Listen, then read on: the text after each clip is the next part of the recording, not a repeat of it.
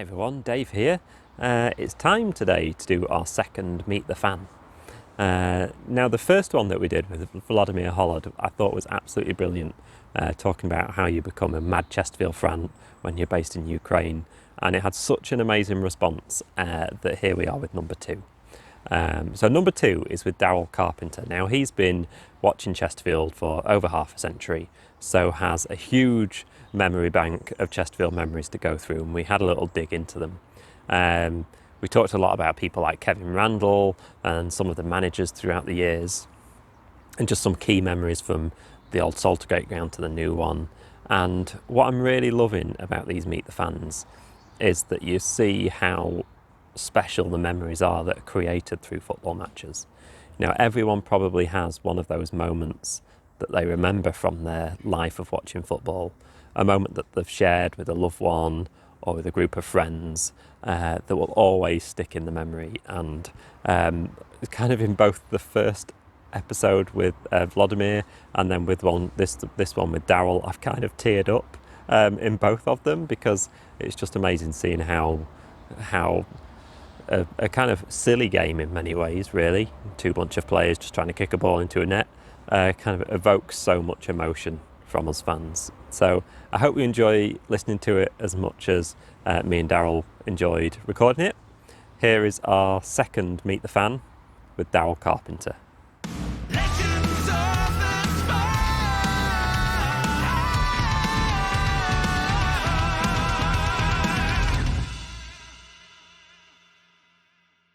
Where did your Spyrite journey begin? Wow. Boxing Day 1967. Dad took me and my brother, who was 4 years older than me, I was 7, to watch the game on Boxing Day against Workington Town, which shows my age, doesn't it? And the reason he took me was because we'd been pestering him for weeks, because we were top of the league, scoring goals for fun. I think we'd played 11 or 12 home games up to that time and won them all. So he finally gave in and took us, because Dad had been going for donkey's years, since, well, pre-war really. And of course, Town being Town, we drew 0-0 in front of 16,000 plus. And there began a slow decline for the remainder of the season. And we didn't even make the 4 to go up, you know. I think Luton went up actually as champion. Don't remember much about the following season, only that it was a howler, and I think we just avoided re-election as it was at the time. And then Jim McGuigan came in, and we were pestering Dad again. And so I saw most, if not all, matches of 69-70, which of course, once that's in your blood, you're finished, aren't you? Really? Yeah. I mean, they were a fantastic team, played great football, full stadium at Saltergate. I used to love night matches. And, you know, as a kid, when you're going along, it's evocative smells, isn't it? You know, Bovril and, you know, liniment and God knows what else. And yeah, it was just, days you'll never forget. Days you'll never forget. And who were your first favourite players then? Oh, one in particular. Everybody says Ernie, don't they? And I loved Ernie, but my hero was Kevin Randall. Kevin Randall for me was a god, and a funny story associated with that. Years later, my brother's also called Kevin, and I had a son, and his mother and I could not decide on a name. And right at the death, I said, "Oh, let's call him Kevin." Well, it was twofold. I know it would cause great hilarity at family get-togethers when mother called Kevin and both my brother and my son turned towards her, which it's done for 30-odd years. It's wonderful. But what neither of them knew until I divulged it last year was I actually was naming him after Kevin Randall. No, Kevin Randall was a god to me. And one game in particular stands out for me. We went away in the cup. It must have been 71-ish. We actually had a cup run. We got to the third round of the FA Cup, which for Town, of course. Yeah, proper cup run. Yeah, proper cup run, yeah. Not doing your Christmas shopping before Christmas and stuff. And we played Stoke away, and Stoke were a good side at that time. I think their manager was Tony Waddington. They were in the top, they were in the first division. And they had Gordon Banks and Jimmy Greenoff and, most of the side, I think, that won the League Cup for Stoke a few years later. Really good team. And we went over here on a dark, dank, early January afternoon over the tops. Dad got lost because, of course, it was way before sat-navs and stuff like that. So we could see the Victoria ground sort of lit up. Had to park miles away. Eventually got to the ground and went in the first entrance we found, which happened to be in the home end. Scrambled onto the terrace, and there was a decent gate, mid 20,000s. Seemed fantastic because the lights were on, the atmosphere was crappy. All the way as we're walking and getting nearer and nearer to the ground, you can hear these oohs and ahs and whatever, and think, oh God, we're getting annihilated. Got in. We were 1-0 down. But the guy next to us said, you're the best side that's been here this season. And your number 9 is turning Mike Pedgick, who was an England left back, in knots. And it was Kevin Randall. And he was just sublime the whole game. He scored the equaliser. Stoke then got a fortuitous winner. But Gordon Banks produced save after save after save, and it was all him against Kevin Randall. The entire afternoon was him against Kevin Randall, and Mike Pedgick in a bit of a fluster. Couldn't get anywhere near Randall that day. So stuff like that sticks in your mind, even in defeat. And Kevin Randall was my first hero, really. Tell me, what type of player he was, because obviously I not really seen that much footage of him actually playing. So what kind of player was he? You're not of my vintage, Dave. That's what you say. He was a player you never see these days. He was a winger that could also play more in an old inside left, inside right channel. Totally two-footed, and he had this gait to him when he ran, where he could slow people down virtually to a stop, and then knock it by him, and just give himself 2 or 3 yards to whip across it. It was just terrific. Either foot, great balance, had the most fantastic sideburns, things that came down here. They were literally 3 inches wide. They were wonderful, 1970s stuff. And he just had everything kept it. Scored goals, laid goals on. I mean, him and Mossy as a combination were just out of this world. But I'm sure, God bless him, Mossy, if he was here, would say what a great partner Kev was. Probably the best he ever had, I would have thought. Yeah.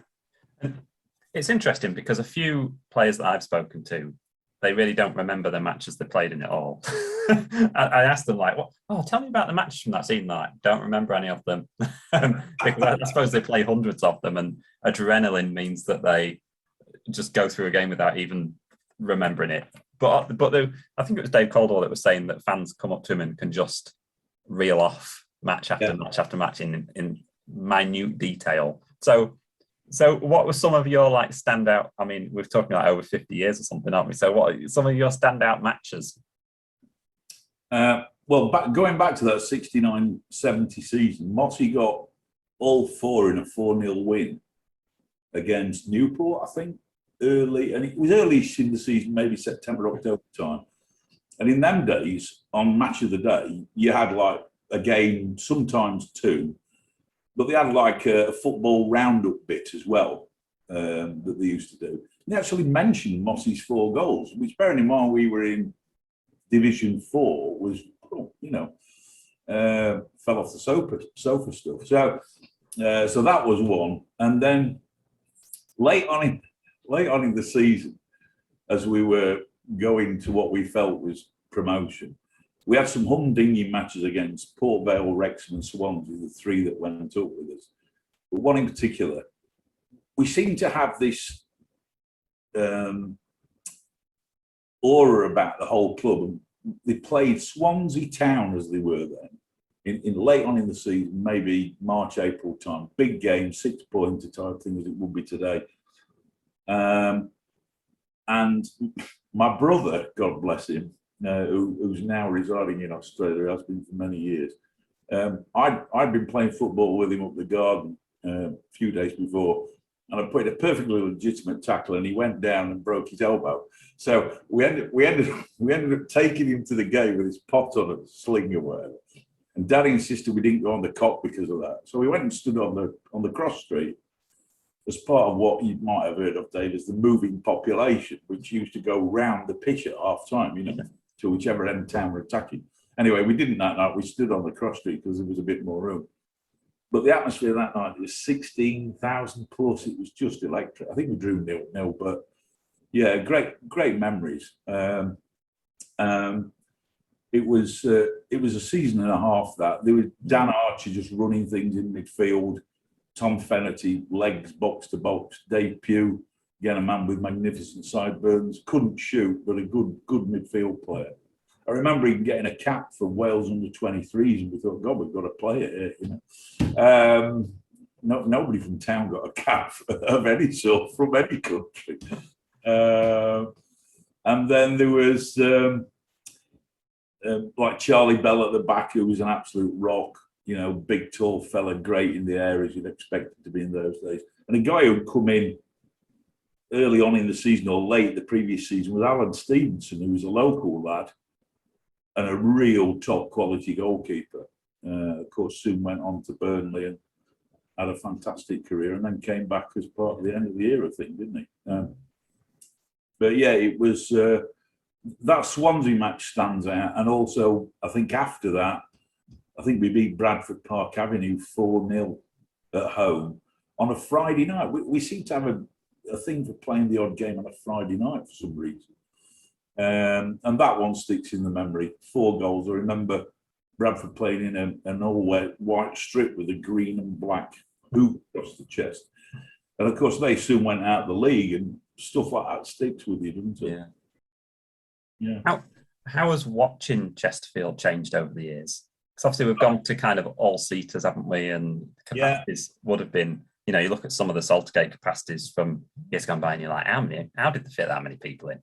but like, how has it changed over the years? Well, when you got above 15,000, it was cosy, I'll tell you. I think the biggest crowd I ever saw us in front of was Barnsley. One Boxing Day, 70s. They had a decent side at the time. I think it was 17,000 odd. And bearing in mind, at the same time, we were playing both Sheffield clubs quite regularly. For that to be the biggest gate, but yeah, that was cosy. The experience is totally different. I mean, roofs on toilets and stuff like that. Not puddling about with people's urine all over your feet and stuff, which was the norm at Saltergate. But it had a great charm, the old place. I mean, I sat in the wing stand for many years with my dad, progressed to the Cop. Then as I got a bit older, ended up on the Compton Street. Then when the CFSS thing came along and they redid the Cop, I went back on the Cop for a bit of nostalgia. So, yeah, I've done, and as I say, was part of the moving population. That was, just taking as read that you were going to go to the other end where we turned around. And like you say, like Saltergate night matches, they were just brilliant because it was on top of the hill, and you got kind of the wind swirling around and rain swirling around, and it was. I mean, and even all the players that I speak to, the night matches at Saltergate is the thing that seems to stick out for them. So it was obviously special for players and fans, those games. If you got a decent cup game of a night match, I mean, you probably went to the sort of West Ham, Man City, Charlton. I mean, they were just great nights. And there's something special about a night game. In an antiquated old ground. I mean, the lights originally weren't very good, to be honest. If it was anything like a mist coming down, you couldn't see the far side. But as you used to rush home from school and get your tea and, get on the bus or go in the car. And yeah, as soon as you saw it lit up on the hill there was a certain excitement in the air, weren't they? And all the sights and sounds and smells are going to a game, which you don't quite get these days, I have to say. We're a bit more sanitised, aren't we? Yeah, definitely. Are there any like unsung heroes that you think amongst players that you've seen over the years that just kind of never get remembered or mentioned that you really like? That's a good one, Dave. I wish you'd have dropped that to me. Should have done, shouldn't I? Unsung heroes. Lee Rogers, I would have to say, Nobby, who played, I don't know, 300 and odd, maybe more games. Never let you down. Played all across the back. Just a 7 out of 10 man, week after week. Reminds me a bit, actually, from that point of view, of George Carline now, who you just know you're going to get a 7 out of 10 out of wherever you're playing. So Nobby would have been one. I mean, going back to that original team, one of my heroes was Albert Holmes, who to me was just the epitome of a fullback. Stocky, chunky, turn of pace. Loved to slide tackle, did Albert. He didn't mind sliding, taking man ball and everything over the touchline and into the Compton. So I had a lot of affection for Albert. I sometimes think about it, and I usually come up with fullbacks. It's funny, really. I don't know whether that's just a position where they're a bit unnoticed. Yeah. But when you've got a good set of fullbacks, yeah, everything just seems to happen from them. But they are, I do think they are a bit underappreciated fullbacks sometimes. Yeah, no, that's probably true. I mean, we would be remiss not to mention Jamie Hewitt, wouldn't we? Particularly what happened at Old Trafford. I'll never forget when he scored that and the look on his face. You know, and I think it was Martin Tyler and Andy Gray said, you know, the local lad scores the equaliser and whatever. You could just see the sheer joy, as well as from the 25,000 or whatever it was. Yeah. You know. Beaumont. Good early cross. Very good early cross. Hewitt! Jamie Hewitt! The lad from Chesterfield has equalised for Chesterfield in the 119th minute.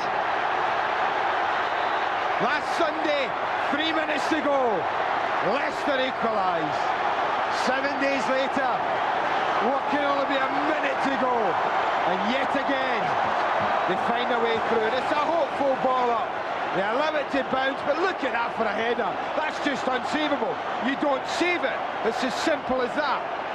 Ball played in, they don't deal with it. But look at that for a header. Jamie Hewitt.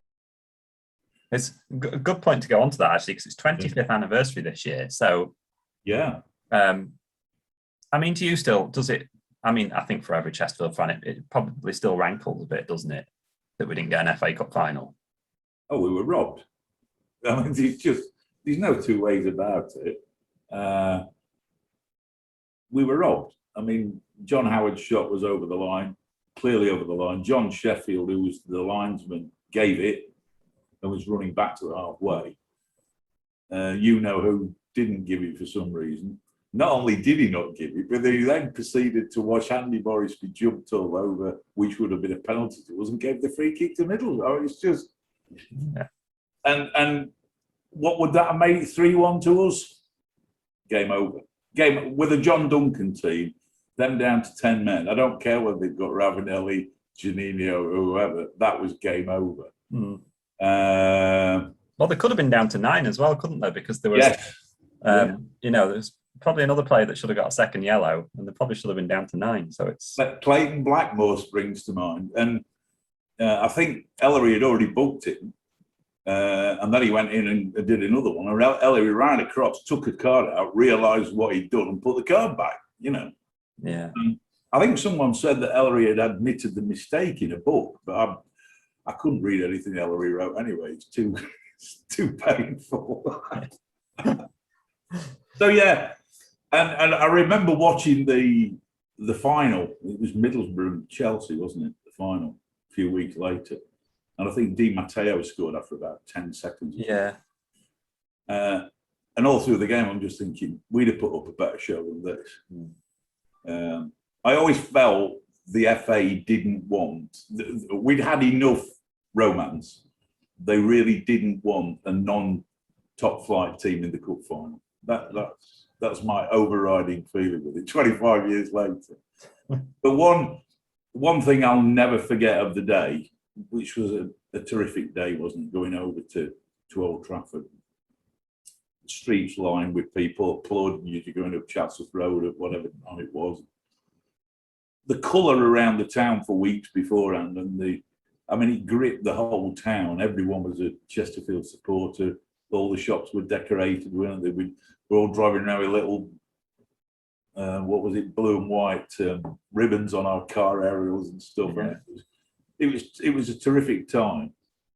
But I managed to get 4 tickets, but I couldn't get them together. So my mum sat with my lad, and my dad sat with me. And my dad and my mum had stopped going to games a while before through ill health and stuff.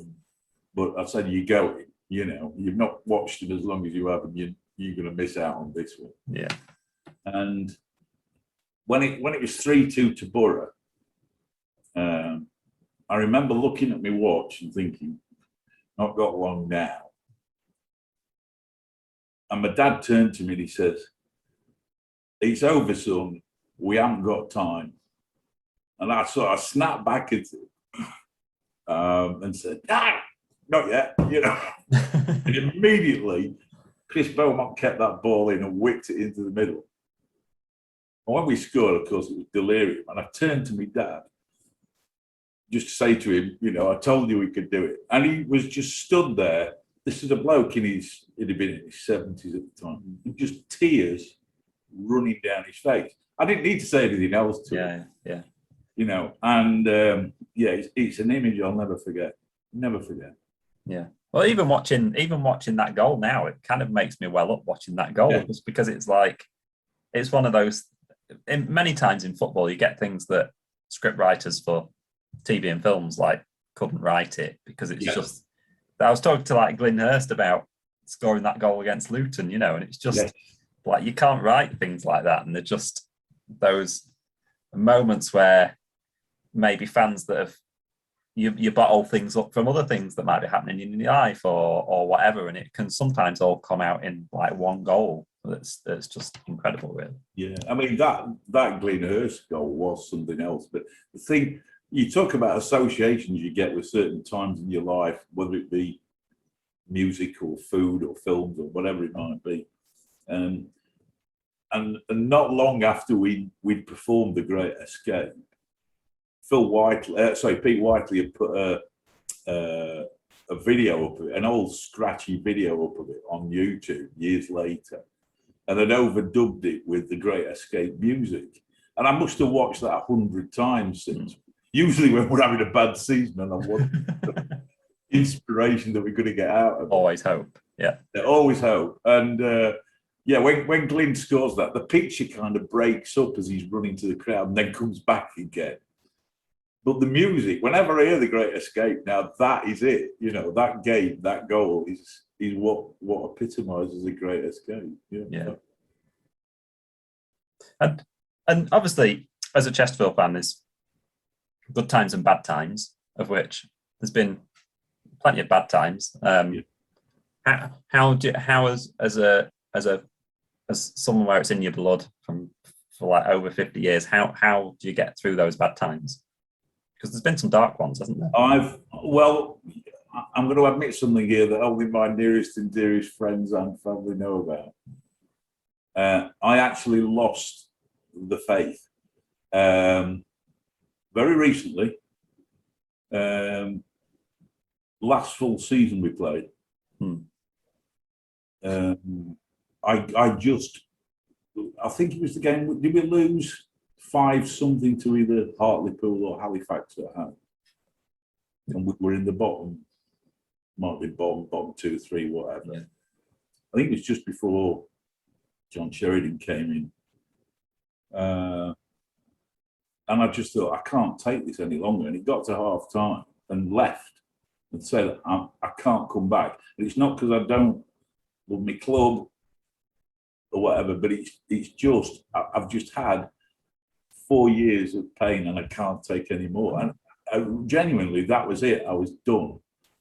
I have a group of guys that I've been going to matches with since I don't know when, and we all sit together in a block of us in the East Stand called the East Stand Massive because we're getting a bit rotund, you know. And I kept getting messages saying, "Oh, we've turned corner. It's getting better. Come on back, guys." I couldn't face it. Stop following it on Twitter. Stop looking at score because it was just too painful. Because if you'd have said to me, I remember driving home that night, they let me out at half time, and there were tears in my eyes as I'm driving. I had to keep sort of wiping tears away because it had just got so painful. And I thought if we go down to the Conference North, we're done. I couldn't see a way back at that point. I think we're on our way back now, but yeah, that was the lowest without that. Even going out of the Football League, which was, I think we almost walked into that day, if you know what I mean. Yeah.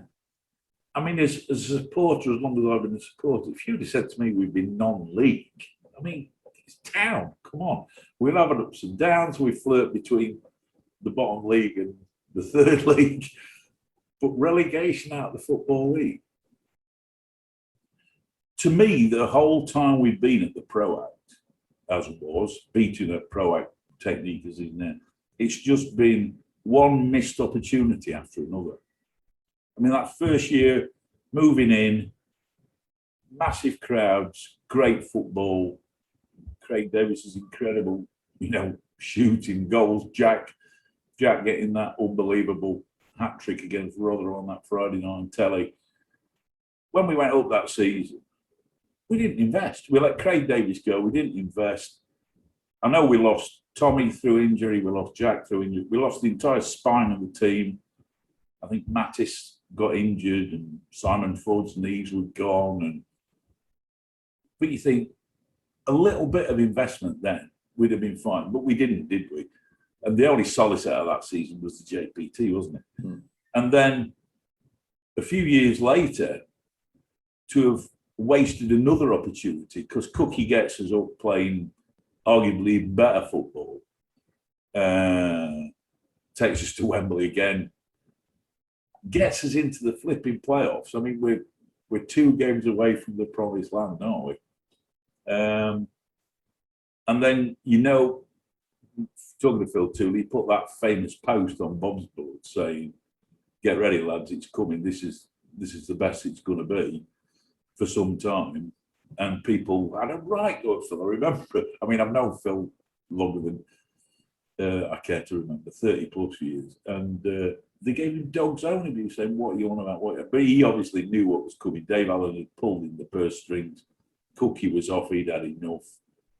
The squad was basically going to be dismantled and not rebuilt. And so that was another missed opportunity. And that's the way I feel about all the years down there, really. While you remember those 2 great promotion seasons, it's just, we just should have moved on.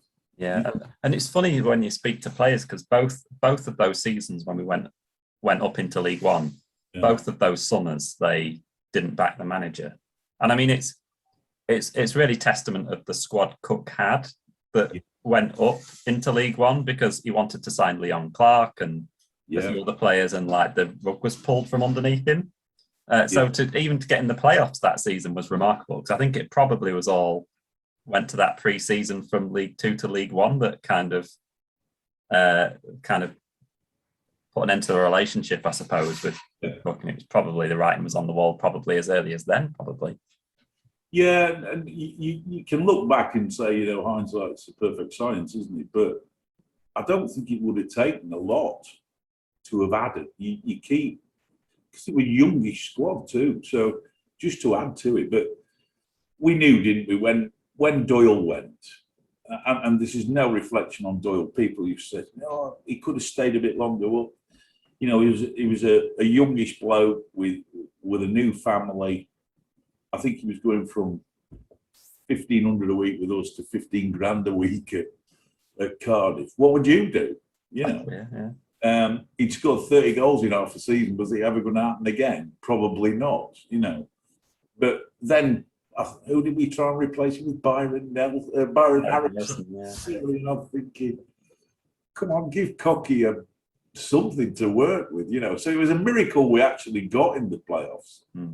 Because I mean, at one point he was playing Ollie Banks at the centre forward, wasn't he? Still, it was Eddie Port in a storm, but we kept getting results, and it was finally found out when we met the class actor that year in that division. Now they haven't gone up anyway, which was a shame. It might have been easier, but when you got Beckford up front and Garner, and I think they got Kevin Davies and another top striker on the bench.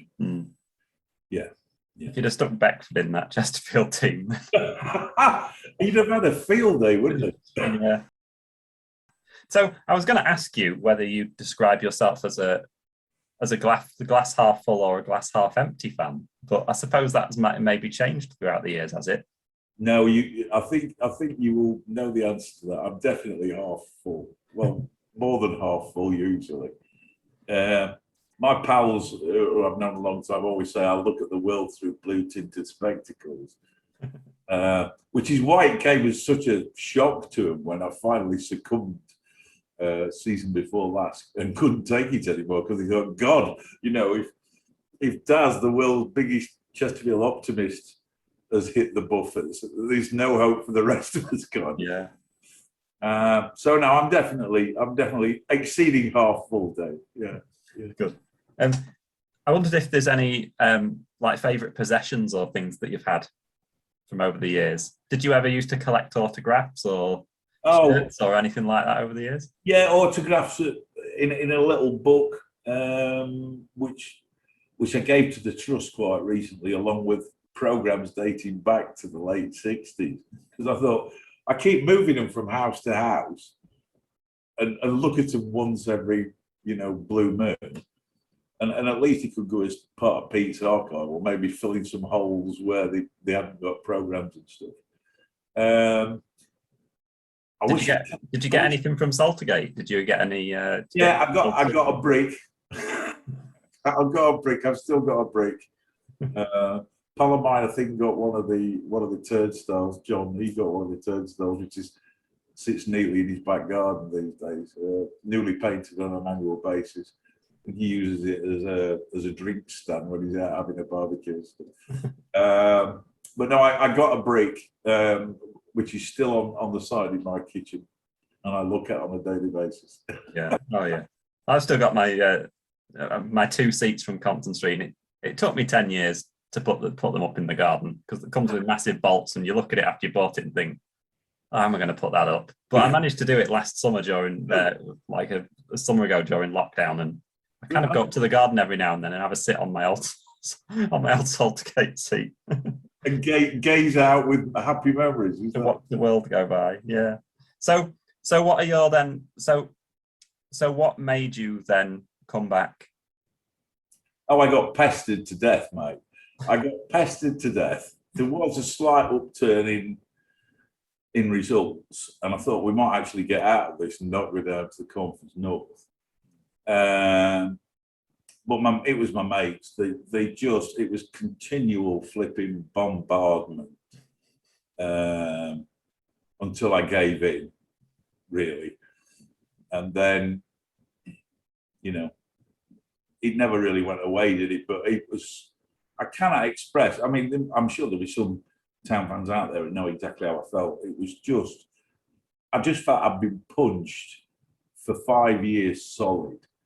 And even with my degrees of resilience, I'd had enough.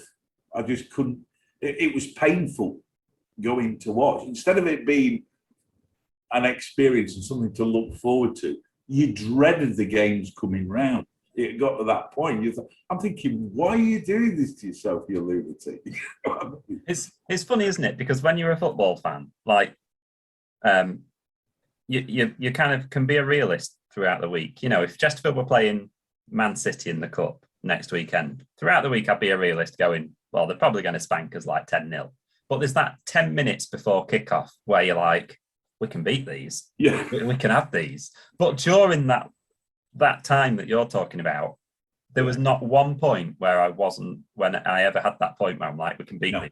I always thought, right, when's it coming? And then after like 10 minutes, we'd let it go, and you're like, well, there it is then. Yeah, I mean, no disrespect to any of the teams down here, and I have to say, I've been surprised at the National League. I think the standard of it is far higher than I ever thought it was, and I think there are a lot of teams down there trying to play football what I would call the right way. It's not the hoofball. Yeah, you've got to be physical. You've got to win the physical battle and all that kind of stuff. And they're organised and whatever. There's one or two teams that I wouldn't wish to watch very often. Boring Wood and one or two others. But as a general rule, I've been surprised at the standard. And one of the things I don't think most of us could get our heads around, and I think that was part of me coming back really, Dave, thinking about it. I finally accepted that we were a non-league team. I think that is the key point to actually getting out of it. Like, you spend a few seasons going, they're rubbish, that's 3 points. They're rubbish, that's 3 points. But then you get to a point, don't you, where I remember when we played Wealdstone a few weeks ago, I was like, it's going to be a really tough game. Like, anyone can beat anyone. And you kind of go to it thinking, it's going to be a tough game against Wealdstone. Whereas 2 years previous, I'd have been like, that's 5-0.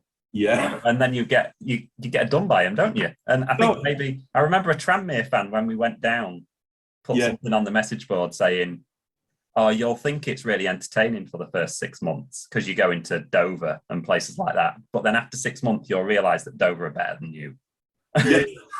Yeah. And that's when you'll wake up to it. And it takes a few seasons, but finally you get to that point where you're like, actually, everyone can beat anyone. It's just 11 people versus 11 other people, isn't it? Well, funny story related to that. Last Monday, we went to Kings Lynn. 3 of us went to Kings Lynn. 3 of the East End Massive went to Kings Lynn. For 2 of us, I think we've been away twice or 3 times in the whole time we've been in this league. The other one, Andy, has never been away when we've been in this league because he refused point blank to accept we weren't in the EFL in his own mind. And even he's accepted now and has been to Kings Lynn. So maybe there is hope, Dave. We've all suddenly, it's dawned on a generation of Spyrites that we are where we are for a reason. We've got to get out. Yeah. I mean, that you're right with what you're saying. You looked at teams and think, how the hell can we be losing to Maidenhead or they're part-time, for God's sake? Crazy. Yeah. We should have learned all those years going out in the FA Cup first round. Teams that are non-league, we should have really learned that lesson before a few years. So if I'm going to ask you to kind of finish off, if you could pick one player and one manager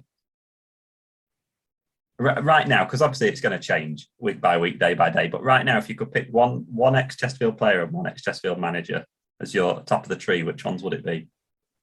Right, well, the player one has been the same for years. And then it changed.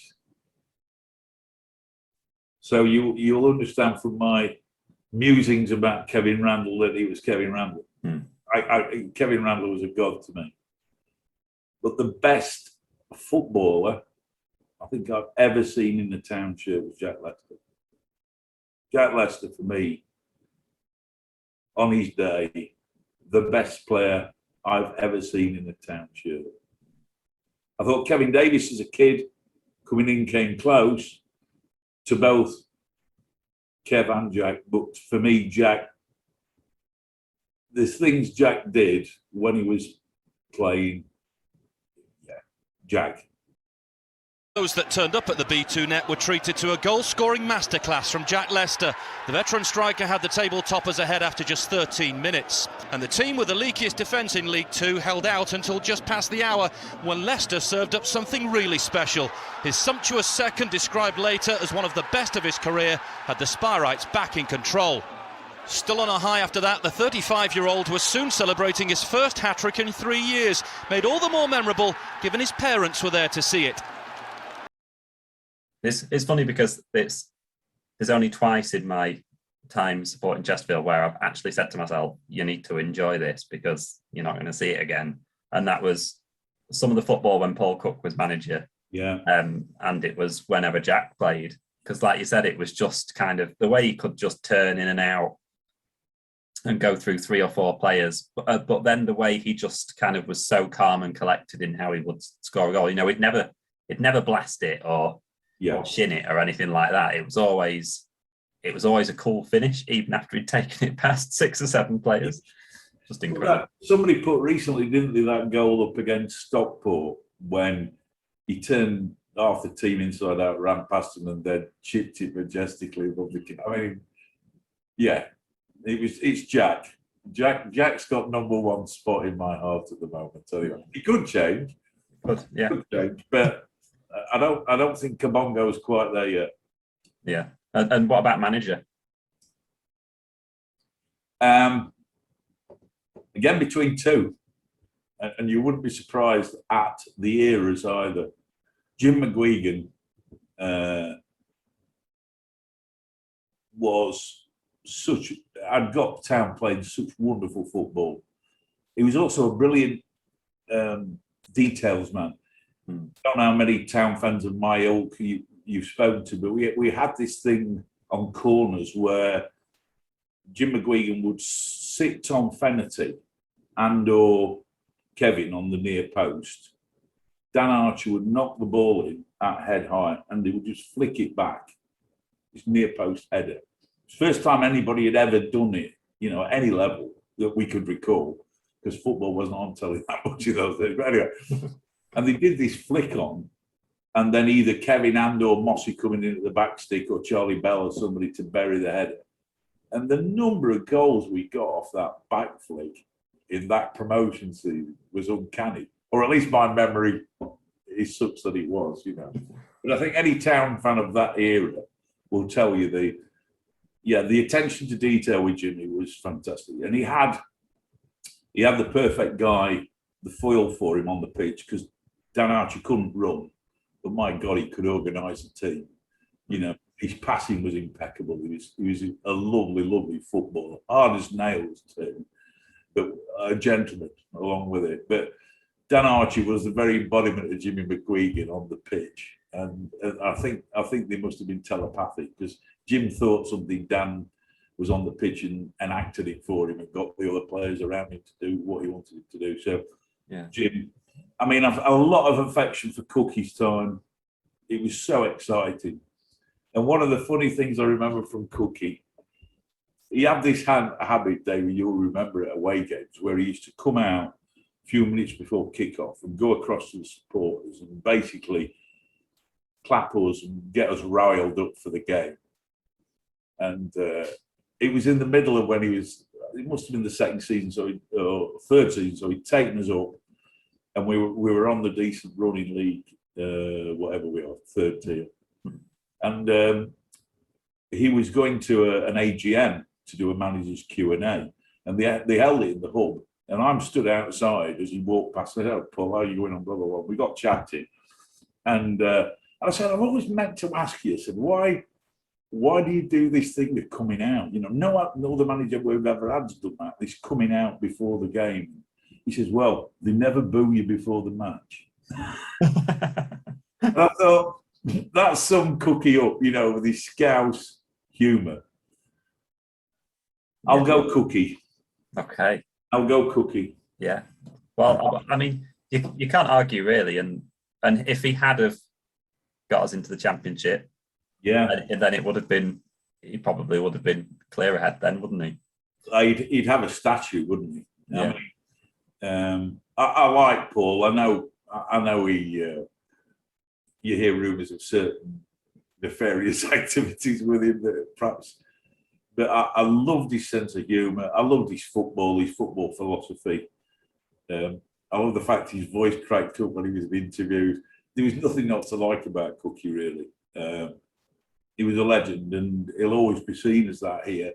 And you know, when he looks back at his career, he will have massive regret, I think, that he wasn't able to persuade the powers that be, just to give him that extra Yeah. 2 or 3 players.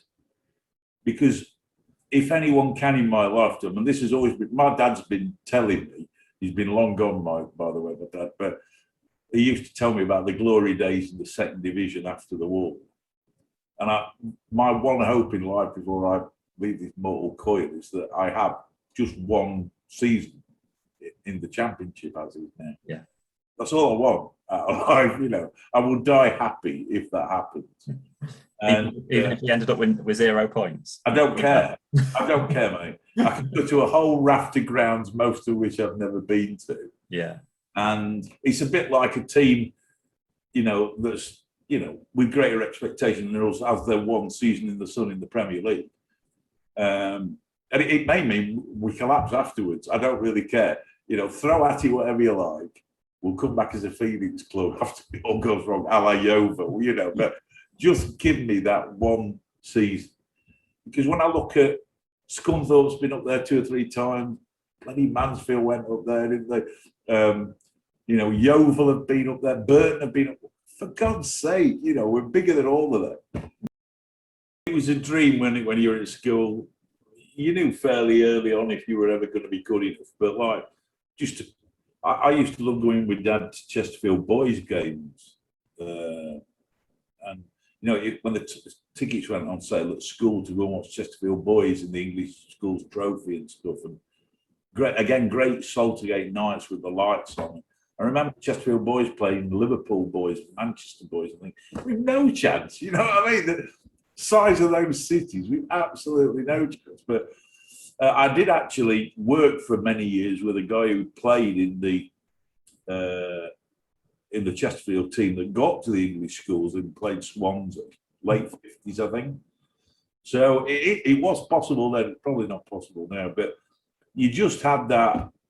You know, you're a town boy, born and bred, you're a fan, you love football. Maybe I might get one game on the hallowed turf. Yeah. And like when I was talking to Regan Hutchinson, he made like 2 appearances for Chesterfield. Yeah. Now I said to him, like, literally just give me one sub appearance, 5 minutes. Yeah. Stick me up front for the last 5 minutes in a match. And like, that's it. Life, I'd be made up. I think they should do it like once a season. They should have some kind of lottery or something to have an appearance for Chesterfield that all the fans could enter, and they give you a squad number for one match. You know, it's a shame you can't have like a fan sub or something like that. So if a club is ever 3-0 up with 2 minutes left, you could stick them on and just make their life for 2 minutes. Hey, I tell you what, why don't we suggest that to Crewty? We should do, yeah. A lottery, you know, 10 quid a ticket, yeah, right, or something like that. And then once a season, yeah, you know, it could even, you know, you get a place on the bench or something. Yeah, you don't even have to. You could be an unused sub. It'd probably be quite fun just having an experience of being in the dressing room before a match. It would, but just to get, like you say, just that, you know, it's injury time, not against Bromley, obviously, but injury time. You're 2 or 3 up. Yeah, you know, come on. You're on. Come on, James. Put me on. And on comes a 75-year-old Chesterfield fan.